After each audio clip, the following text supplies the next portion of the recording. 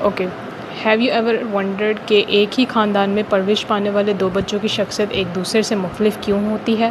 یا پھر نوجوانی میں اکثر لوگ اپنی شناخت یعنی آئیڈینٹی کے بارے میں کنفیوز کیوں ہو جاتے ہیں؟ ان تمام سوالات کے جواب ہم ایرک ایرکسن کی سائیکو سوشل ڈیولپمنٹل تھیوری میں سے ڈھونڈیں گے۔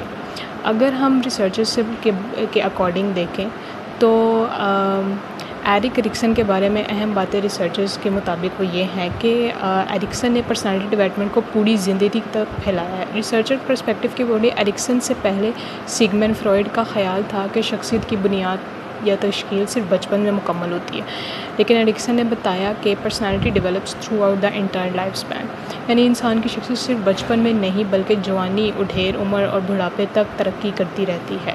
یہی وجہ ہے کہ آج بھی ڈیولپمنٹل سائیکالوجی میں ایرکسن کو لائف اسپین کا بانی یعنی فاؤنڈر مانا جاتا ہے۔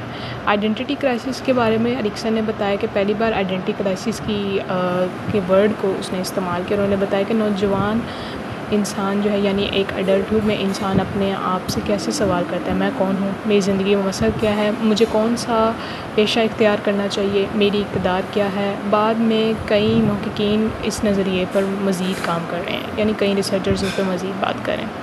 جیمس مارسیا کی تحقیق کے مطابق جیمس مارسیا نے 1966 میں ایرکسن کے نظریے کو مزید آگے بڑھایا اور انہوں نے بتایا کہ آئیڈینٹی کرائسس کو 4 حالتوں میں دیکھ سکتے ہیں۔ ایک تو آئیڈینٹی اچیومنٹ، دوسرا موریٹوریم، تیسرا فورکلوجر اینڈ چوتھا آئیڈینٹی بیشیل پہ۔ ان سب کے بارے میں بتایا کہ لازمی طور پر ہے کہ یہ ایک ہی راستہ اختیار نہیں کر سکتے بلکہ مختلف شناختی حالتوں سے گزر سکتے ہیں۔ اسی طرح جان ایرکسن کی کنٹریبیوشن بھی ایرکسن کی واقعات دیتی ہے کہ اس نے 9th اسٹیج بتائی کہ زیادہ عمر 80 سال یا اس سے زیادہ کے زائد کے افراد کی، کہ اس مرحلے میں انسان دوبارہ اعتماد، خود مختاری اور زندگی کے دیگر مسائل کا سامنا کرتا ہے، لیکن بڑھاپے کے تناظر میں۔ کراس کلچر ریسرچز بھی ہیں